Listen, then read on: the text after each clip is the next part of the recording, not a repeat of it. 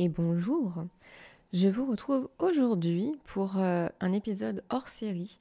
J'avais envie de vous parler d'une opération que j'ai faite il y a un peu plus de 3 mois maintenant, le 5 septembre 2023. J'ai subi une salpingectomie. Alors là, ça ne vous parle pas du tout et je comprends. En fait, j'ai eu une ablation des deux trompes. Je vais vous expliquer pourquoi. Donc, je me suis faite stériliser ou alors pourquoi je suis venue à la contraception définitive.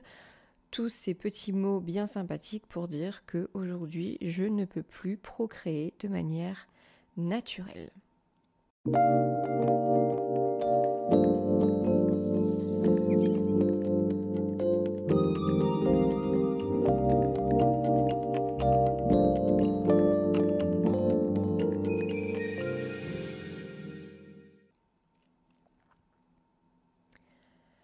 Donc, je me présente en premier lieu, je suis Aurore au naturel, j'ai 34 ans, bientôt 35. Je suis sur YouTube depuis 10 ans et je parle notamment de tout ce qui est autour de la naturopathie, des soins naturels, tout ce qui peut aider au mieux-être et au bien-être. Alors avant de vous parler de mon opération, on va repartir 4 ans en arrière. On va repartir l'année de mes 29-30 ans où en fait j'ai des soucis aux intestins, je vais faire une échographie et en fait on me dit que mes intestins vont bien mais que j'ai une masse assez importante à l'intérieur du foie qui fait 6 cm sur 4 cm. Je m'attendais pas du tout à ça, c'était pas du tout le sujet de ma venue pour découvrir ça. Et je repars, on est environ, il y a 4 ans en fait, parce que c'était pendant le mois de décembre. Et je me dis, en fait, paye ta fin d'année en fait.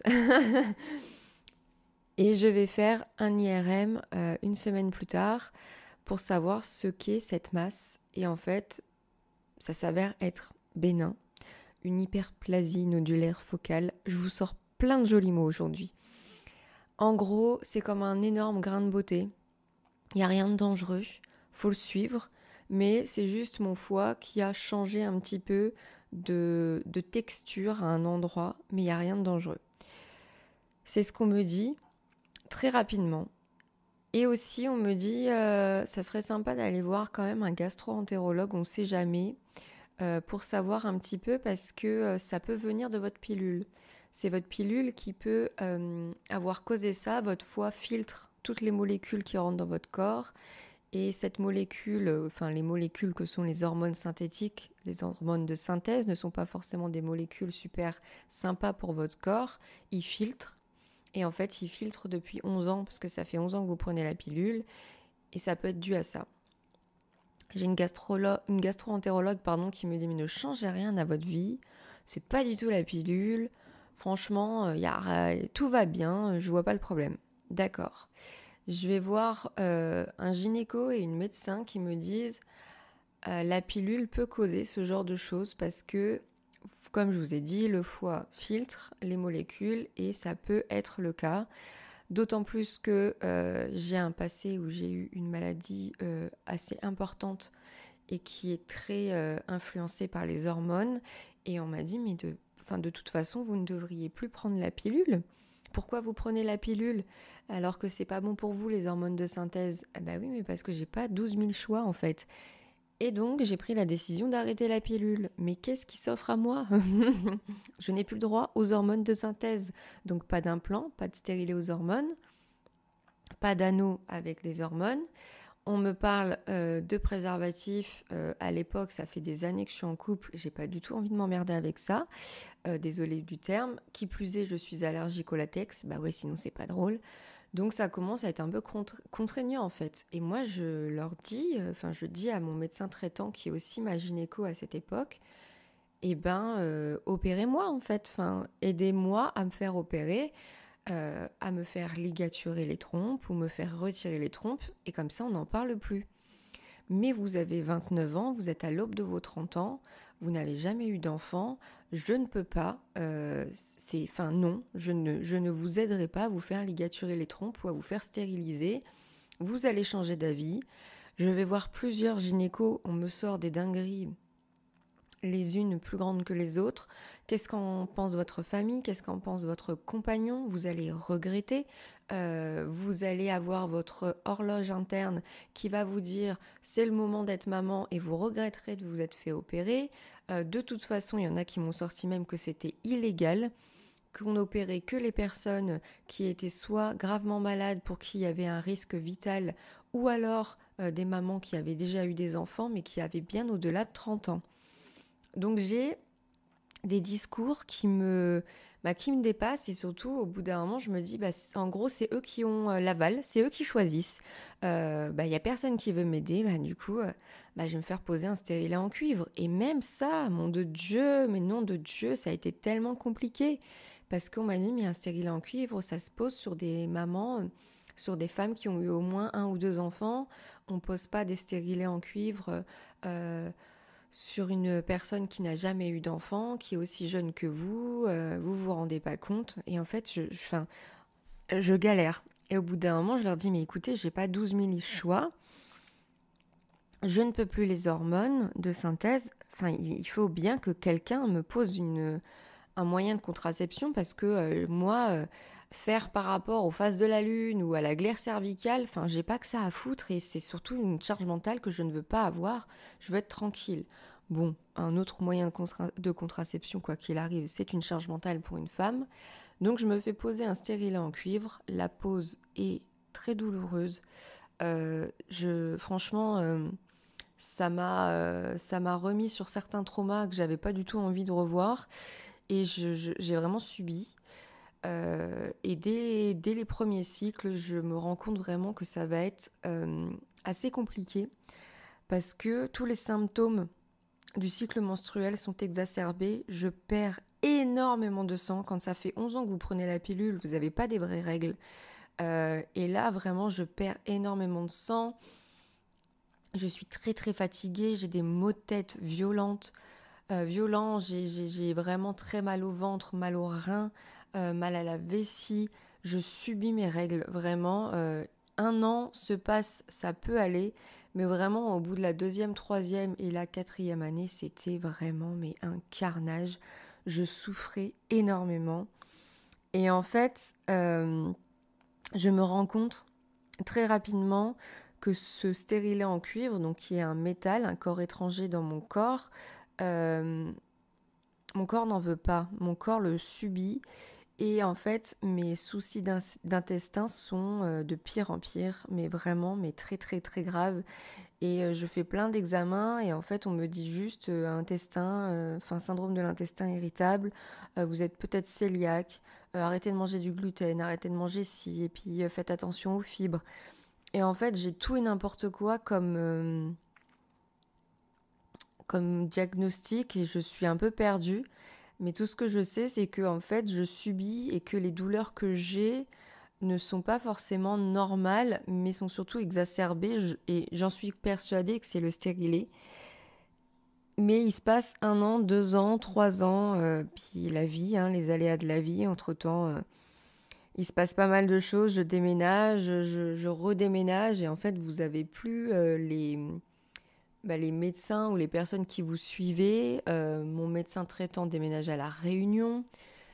Et en fait, arrivé il y a 1 an, un peu avant en fait, automne 2022, je me dis Aurore, ton stérilet en cuivre, il a une date de péremption à janvier 2024. En janvier 2024, tu n'auras plus de stérilet et tu seras opérée. Je me fais la promesse, l'été 2022, de commencer à faire des recherches pour me faire stériliser et pour me faire enlever ce stérilet en cuivre.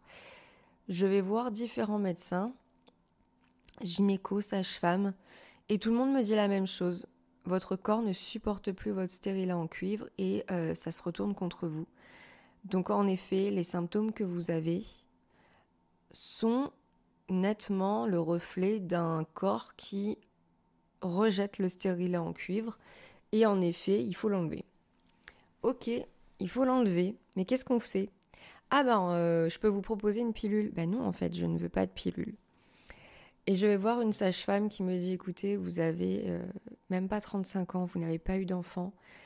Il va vous être quasi impossible de vous faire opérer. Personne ne va vouloir vous faire opérer, même si on est sur la région parisienne. Même sur Paris, il y a des grands gynécologues. Je peux vous dire que les 3/4 des personnes qui viennent me dire ça, qui veulent se faire opérer, il n'y en a pas beaucoup qui se font opérer. Les seules femmes qui ont réussi ont plus de 40 ans, 45 ans, plusieurs enfants. Limite sont à l'aube de leur ménopause. Ah ouais, génial quoi. Tu te fais opérer de ça à l'aube de ta ménopause. Mais lol quoi. Enfin, ça me fait trop rire. Maintenant que tu as subi toute ta vie, tous tes cycles menstruels, on veut bien t'opérer, mais dans 2 ans, tu vas être ménopausée quoi. Laissez-moi rire. Donc je lui dis, écoutez, moi je suis une tête brûlée.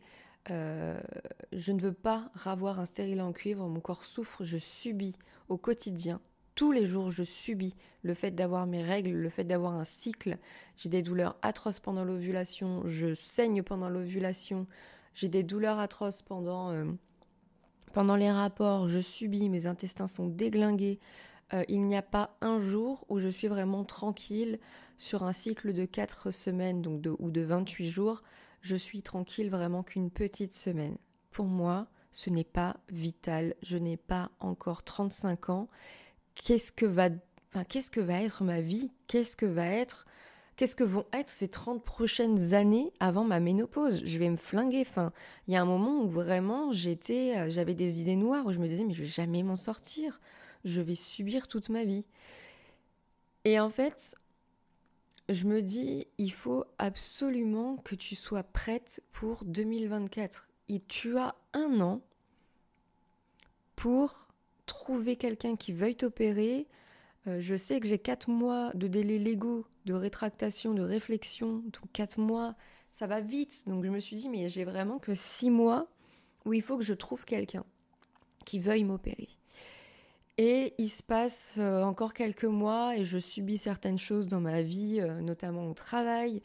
Et en fait, il faut de l'énergie pour chercher un médecin. Je fais des recherches sur Internet, je trouve des listes super bien, mais pour la Belgique et la Suisse. Et je galère en fait, je galère à mort. Début d'année, de cette année 2023, je traîne sur TikTok. Et je tombe sur une nana qui repartage une jeune femme de 23 ans qui dit s'être fait opérer. Que c'est légal en France, que depuis 2001 c'est légal, qu'elle a 23 ans, qu'elle s'est fait opérer sans souci et que c'est possible. Et là je me dis merde, si cette jeune femme de 23 ans a réussi à se faire opérer, pourquoi j'y arriverai pas ?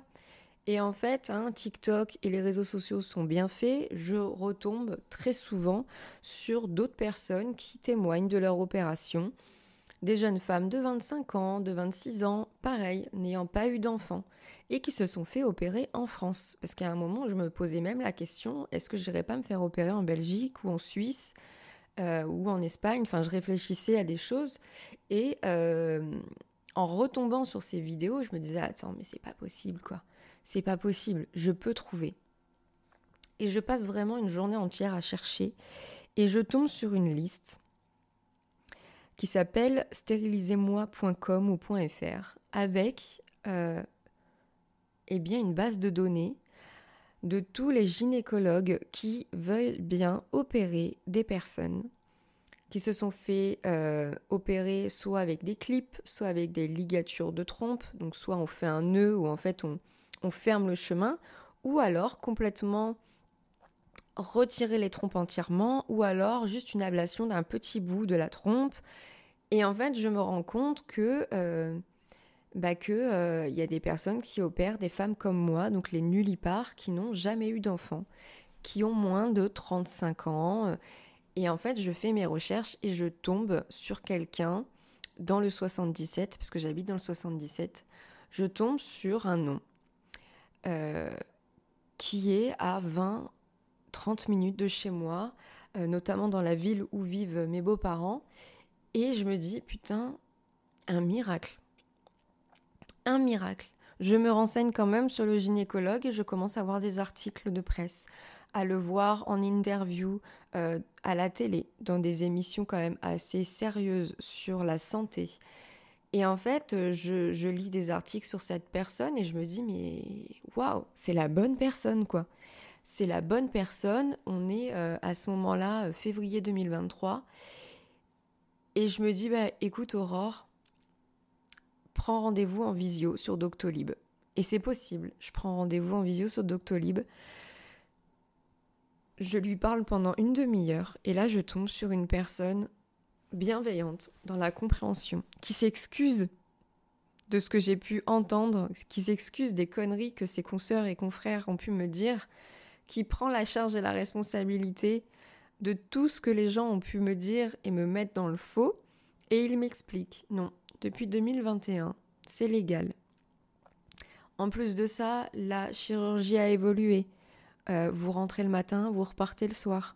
On va vous faire quelques petits trous dans le ventre et tout ira bien. Et il me dit non, c'est possible, je vous entends, je vous écoute, je vous comprends et je vous confirme que votre stérilet en cuivre est en train de mener à mal votre corps et qu'en effet, c'est lui qui vous fait subir vos douleurs. Il me dit on va quand même faire des examens avant cette opération pour être sûr qu'il n'y ait pas d'endométriose, qu'il n'y ait pas de gros soucis au niveau de vos ovaires, de vos trompes.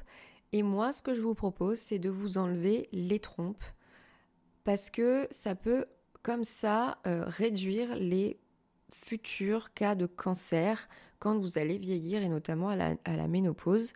Et comme ça, on est tranquille. Si vous êtes OK avec ça, on vous retire les 2 trompes.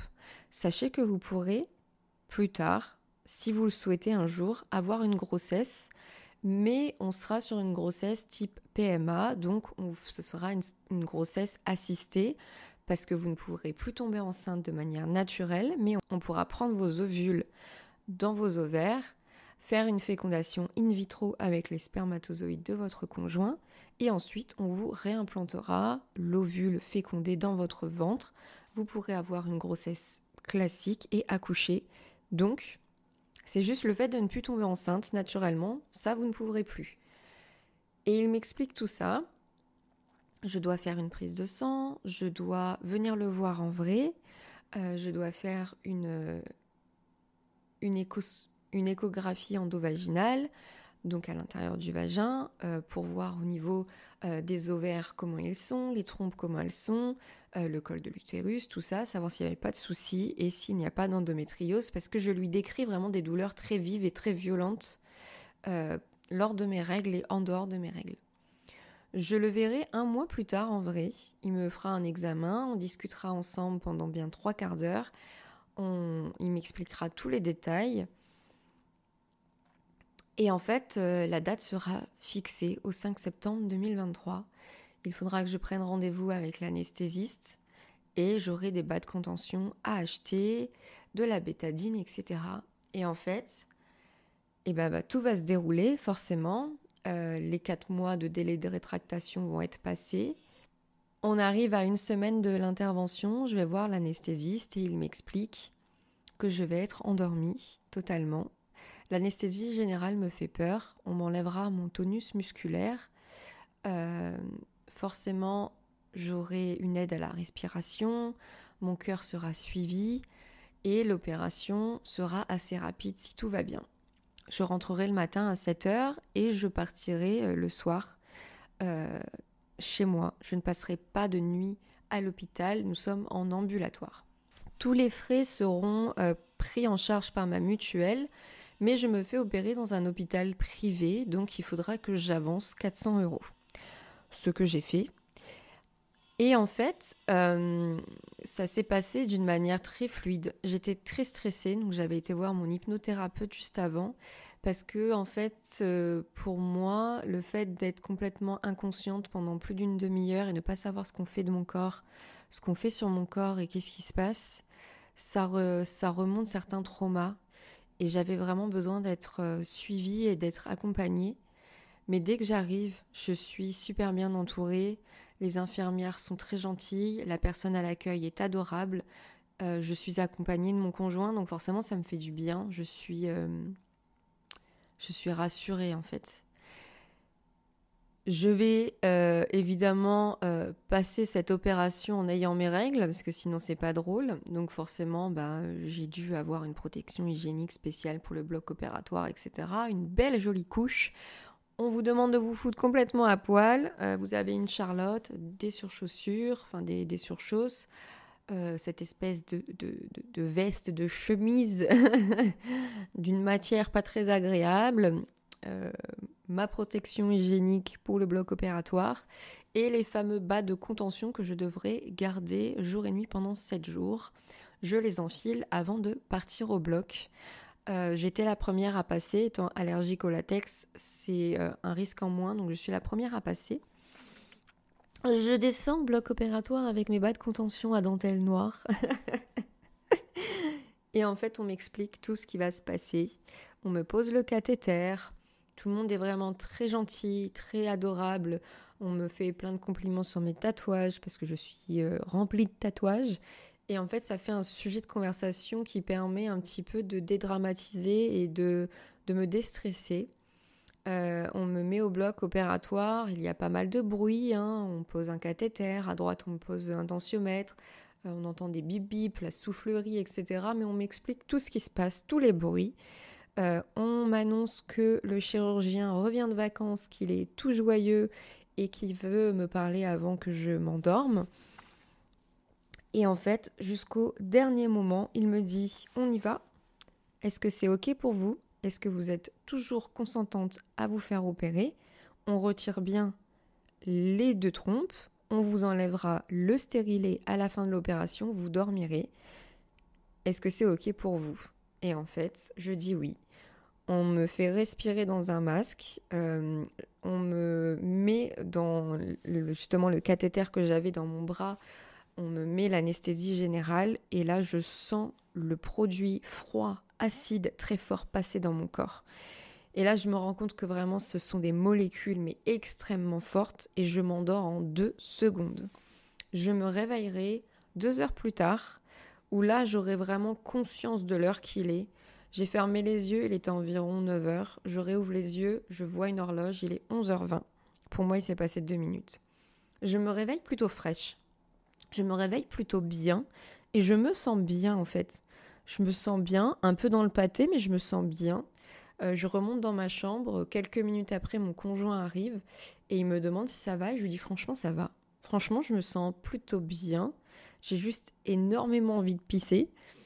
Et en fait, je vais aux toilettes et j'entends « elle est pas là votre femme ?» Et en fait, au moment où je vais aux toilettes, une infirmière vient pour me poser des questions et mon chirurgien veut me voir. Et mon chirurgien me dit « voilà, ça s'est super bien passé. Je vous ai découvert de l'endométriose sur votre péritoine, de l'endomètre du coup, donc je souffrais bien d'endométriose, quelques petits points. Mais il me dit ça c'est une des raisons pour lesquelles vous aviez aussi des douleurs très intensives. » Très intense et que du coup, vous ne rêviez pas, vous aviez vraiment des douleurs très fortes, en plus du stérilet en cuivre qui inflammait votre corps. Et donc, du coup, il m'explique que ça s'est très bien passé, que mes 2 trompes sont parties dans un laboratoire pour faire des tests, savoir si tout se passe bien, que si pas de nouvelles, bonne nouvelle. Il me dit donc du coup que j'ai 4 pansements. 3 au niveau de l'abdomen et un peu plus gros qui a saigné un peu plus fortement au niveau du nombril, ce qui est normal. C'est là où ils ont passé la caméra, je crois. Donc l'ouverture est un peu plus grande. On me dit voilà, on va vous changer vos pansements, vous allez prendre une collation. Si vous vous sentez bien, si tout va bien, vous repartez chez vous. Alors là, j'ai dit à mon chéri, raboule la compote, donne le café, on mange et on se casse. Je n'avais pas envie de rester trop longtemps et surtout je savais que l'anesthésie générale était en train de faire effet et que s'il fallait profiter du moment où les douleurs étaient moins présentes, c'était maintenant. On avait une demi-heure de route, je savais que c'était pas énorme. Début septembre, il n'y avait pas grand monde sur la route, donc je me disais, il faut pas que je traîne quoi en fait. Une infirmière m'a demandé de me mettre debout, de taper des pieds, savoir si je ressentais bien mes jambes, si j'avais pas envie de vomir, si j'avais pas des vertiges. Je dis franchement ça va. On me donne des instructions pour la suite, on me donne une ordonnance pour des Doliprane, enfin pour du Dafalgan, Doliprane, du paracétamol, que je n'aurai que ça à prendre, que je dois donc du coup garder mes bas de contention jour et nuit pendant 7 jours, et que je dois enlever mes pansements le dimanche. Nous sommes le mardi, je me suis fait opérer un mardi, et que les pansements seront à enlever le dimanche. On me change mon pansement, on me dit tout va bien, et ben rentrez chez vous, et il est environ 15h quoi. En fait, je crois que à 15h, 15h20, j'étais à la maison, je me sentais bien. Le seul truc qui me dérangeait, c'était qu'on m'avait gonflé le gaz on m'a gonflé le ventre avec du gaz pour pouvoir accéder à mes organes. Et là, j'avais un ventre gonflé, mais un truc de fou. J'avais quand même anticipé, j'avais pris un pantalon fluide, des chaussures où j'avais juste à mettre mes pieds dedans, il n'y avait pas besoin de faire des lacets ou quoi que ce soit. Le 5 septembre 2023, si vous aviez oublié, nous avons eu 35 degrés pendant 1 à 2 semaines. Et c'était pile poil la semaine où je me suis fait opérer. Je n'en pouvais plus des bas de contention, je passais mon temps cul nu, enfin avec un shorty, mes bas de contention, un débardeur, tellement je crevais de chaud avec les bas de contention. Dormir était vraiment très compliqué avec les bas de contention. En plus de ça, ça faisait mal derrière le genou. Ça faisait vraiment un pincement, ça me brûlait, ça m'irritait. Petite anecdote, le derrière du genou s'appelle le creux poplité. Si mon chéri écoute le podcast, il va se taper une barre. À force de se poser la question comment ça s'appelait l'aisselle du genou, on a cherché un soir sur Wikipédia. Voilà. Donc sachez que le derrière du genou s'appelle le creux poplité. Et que le bas de contention me faisait très mal à cet endroit-là et que j'avais très chaud. Ça a été le plus contraignant pour moi, les bas de contention et le gaz qui peinait à partir. On m'a dit le gaz va partir par voie naturelle et en fait c'était un enfer parce qu'il remontait au niveau des épaules, ça me faisait super mal. Je n'arrivais pas à l'éliminer comme je voulais. Donc c'était un enfer. C'était le plus contraignant. Et le fait que vraiment au début vous avez... Je pense que des femmes qui ont été enceintes doivent savoir de quoi je parle, mais quand vous avez le ventre tellement rempli, donc soit d'un enfant ou soit là du gaz, vous peinez à respirer normalement, vous avez l'impression qu'on vous comprime les côtes. C'était le truc le plus désagréable. Le gaz s'est éliminé en 10 jours, puis vraiment totalement en 1 mois. Le pire, c'est quand il y avait moins de gaz et que la poche de gaz se déplaçait dans le corps. Une fois, il s'est déplacé sous l'estomac pendant une journée. C'était très désagréable. Et après, ça se déplaçait au niveau du ventre, de la vessie. C'était très bizarre. Quand je me retournais la nuit, je sentais la poche de gaz qui se déplaçait dans mon ventre, tel un Goa'uld. C'était très, très cool. Ça me gavait, en fait. C'était le truc le plus chiant, vraiment. J'ai enlevé mes pansements le dimanche sous la douche. J'ai fait un malaise vagal. En fait, quand je les ai enlevés, il y avait une des plaies qui était encore un peu ouverte. Et quand j'ai voulu enlever le strip, j'ai vraiment forcé un peu. Et j'aurais pas dû y toucher. Et en fait, j'ai vu vraiment une ouverture dans mon ventre, même si intense soit-elle petite. Mais j'ai commencé à voir tout jaune, tout rose, tout bleu, à avoir les oreilles qui sifflaient. Et j'ai appelé mon chéri en disant je vais partir, je vais m'évanouir. Donc peux-tu rester ? J'ai pris ma douche tant bien que mal. J'avais eu la bonne idée de me faire un soin au niveau des cheveux d'ailleurs, parce que je me disais après ça va peut-être être compliqué. Et en fait, j'ai pris ma douche, mais j'ai galéré. Mais c'était pas cool ça. Donc les douleurs, franchement, ça allait parce que je me suis fait opérer le mardi. Le samedi, on était juste à côté chez les voisins en train de manger un barbecue. Ça allait. J'ai vraiment... mon corps a très bien encaissé. Je suis reconnaissante de ça. Je remercie mon petit corps d'avoir bien encaissé. J'avais peur d'être malade avec l'anesthésie générale, d'avoir des migraines, d'avoir des nausées, des vomissements. Rien de tout ça. La position la plus simple pour moi était debout. Donc j'ai mangé debout pendant plusieurs jours. J'ai un fauteuil dans lequel j'aime beaucoup lire. J'arrivais à me caler pour dormir parce que j'arrivais pas à dormir allongée. Les 2 premières nuits, j'ai très mal dormi. La première nuit, j'ai fait une nuit blanche. La deuxième nuit, j'ai réussi à dormir dans le fauteuil avec mon chat calé à côté de moi. Et après, ça a été, j'arrivais à dormir. Mais la position la plus agréable pour moi était debout. Assis, c'était très compliqué parce que le ventre plein de gaz, c'est très compliqué. Et allongé, je me sentais vraiment pas bien, pas confortable. Donc la position bien assise était plus agréable. Et vraiment en un mois, j'avais complètement repris le sport, etc. Au début, je retournais au sport pour marcher. Et au fur et à mesure, j'ai commencé à remettre de la muscu, etc. Parce que je pratique la musculation depuis 20 ans maintenant. Et du coup, vraiment, j'ai repris un rythme de vie assez facilement. J'ai pas repris la voiture tout de suite parce que quand on est rentré de l'opération, les moindres aspérités de la route faisaient bouger le gaz et faisaient des vibrations dans le ventre. C'était pas agréable. Mais j'ai reconduit, je sais pas, peut-être 3 semaines plus tard ou un mois plus tard, je sais pas. Je me souviens plus trop. Je pense que c'était pour aller à la salle de sport au début, donc j'ai 10-12 minutes de route, ça allait. Mais vraiment soulagée d'avoir fait ça. Sachant que j'avais eu mes règles pendant l'opération, 2 semaines après, j'ai ovulé et j'ai vu la différence nette sur l'ovulation, mes douleurs, il n'y en avait plus, saignement, il n'y en avait plus. Je ressentais un tout petit peu mon ovulation, mais surtout je m'en suis rendu compte par rapport aux pertes vaginales qui changent de couleur et de texture surtout.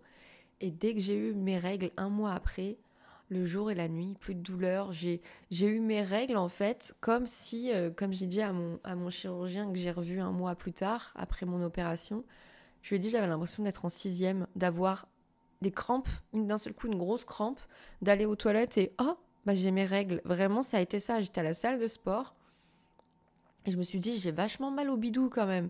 Et je vais pour aller aux toilettes, pour aller voir pourquoi j'ai mal au ventre et je me rends compte que j'ai mes règles. Et là j'ai fait ah bah merde, bah t'as aucune protection, y a rien, bah rentre à la maison parce que là t'es vraiment en mode surprise quoi, j'ai mes règles. Donc c'est ce qui s'est passé. Mon premier cycle a duré 3-4 jours, mes premières règles après l'opération. Je perdais quasi pas de sang et je me suis dit ok, bah là c'est vraiment le jour et la nuit. Et mes douleurs au niveau des intestins ont vraiment aussi été beaucoup, beaucoup amoindries. Je n'ai plus autant de douleurs comme j'avais avant. Il faut vraiment que je force et que je change mes habitudes alimentaires ou que je mange beaucoup à l'extérieur pour là avoir mal. Bon, c'est le cas, là, je suis partie 4-5 jours à Avignon. On a été au resto, on a mangé avec les copains, les copines. On a moins bien mangé et là, forcément, j'ai un peu plus mal. Mais franchement, c'est rien par rapport à ce que je pouvais subir avant. Et mes règles ont complètement changé. Et en fait, ça fait du bien de retrouver son corps, de ne plus subir autant de douleurs, de pouvoir avoir de nouveau des moments intimes et des rapports sans douleur, de ne pas trop penser aux règles qui vont arriver, de ne plus avoir cette charge mentale au niveau de la contraception et de se sentir soulagé de tout ça en fait. Il m'aura fallu 4 ans. Je l'ai encore remercié quand je l'ai revu après mon opération. Je l'ai encore remercié de m'avoir aidé. Je lui ai dit vraiment merci merci d'exister, merci d'être là, merci d'être bienveillant, merci d'être à l'écoute. Le jour où vous allez partir à la retraite, on va perdre quelqu'un de très bien dans le corps médical parce que je lui ai dit vous êtes vraiment une pépite. Vous êtes une pépite et il faut qu'on vous emballe dans du papier bulle avec un joli nœud parce que vraiment il nous faut plus des personnes comme ça quoi. Donc je suis très soulagée d'avoir fait ça. S'il y a des personnes vraiment qui sont dans la recherche, qui sont dans la démarche, qui sont dans l'errance médicale, si vous vivez dans le 77, n'hésitez pas à m'envoyer un message sur Instagram, Aurore au naturel, et je discuterai avec vous et je vous donnerai le nom de ce médecin et de l'hôpital dans lequel je suis allée. J'ai avancé 400 € du coup. Mais tout a été remboursé par ma mutuelle. Peut-être la seule chose qui n'a pas été remboursée, c'est peut-être mes bas de contention à 29 €. Hein. Vraiment, tout le reste, ça a été le cas. Aujourd'hui, on est à un peu plus de 3 mois et je ne regrette pas.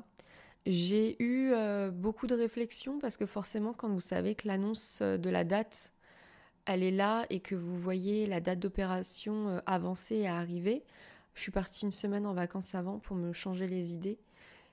Forcément qu'on y pense parce qu'on se dit c'est irréversible, même si, imaginons un jour je veux tomber enceinte ou je veux un enfant, ben ça va être plus compliqué, plus long, mais, ou quoique peut-être pas. Mais je me disais, c'est juste, je me vois pas mettre un enfant au monde dans ce monde. Je souffrais énormément de ma contraception et de tout ce qui se passait. C'était une solution pour moi la plus adaptée. Oui, ça m'embête parce que je sais que j'aurais fait peut-être une très bonne maman, que j'aurais adoré élever un enfant, que j'aurais adoré faire grandir un enfant, que j'aurais adoré partager des choses avec un enfant et notamment, surtout, je mets des grosses guillemets, donner un enfant à mon conjoint, lui faire un enfant, porter son enfant. J'aurais adoré voir ce que ça aurait pu être un mélange de nous deux, un petit être qui était un mélange de nous deux.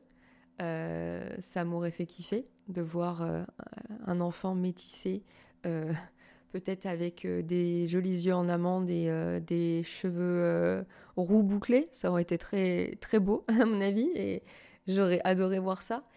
Mais on joue pas aux Sims, en fait, donc c'est pas si simple. C'est pas si simple. Donc peut-être que pas que je le regretterai, mais peut-être qu'un jour j'aurai cette nostalgie de me dire ah, t'aurais pu avoir un enfant avec cet homme et ça aurait pu être formidable.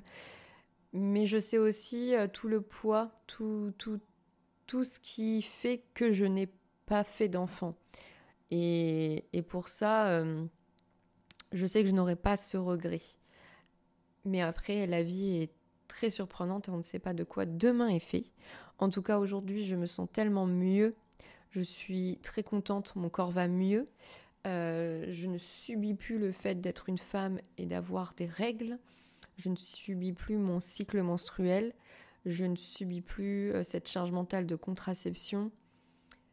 Voilà, aujourd'hui, je sais que j'ai fait le bon choix, que j'ai été accompagnée par un très bon gynécologue, que ça s'est fait d'une manière très fluide, très bienveillante, que je n'ai pas subi. J'ai eu mal. Il y a eu des contraintes, mais franchement, ça aurait pu tellement être pire. Donc aujourd'hui, c'est derrière moi et je suis contente de l'avoir fait. Et si vous êtes dans le doute, si vous êtes dans la démarche, si vous sentez que c'est le bon choix pour vous, faites-le. Vous êtes dans votre corps jusqu'à la fin de votre vie. Vous n'êtes pas là pour subir au quotidien. Ce n'est pas normal de subir autant.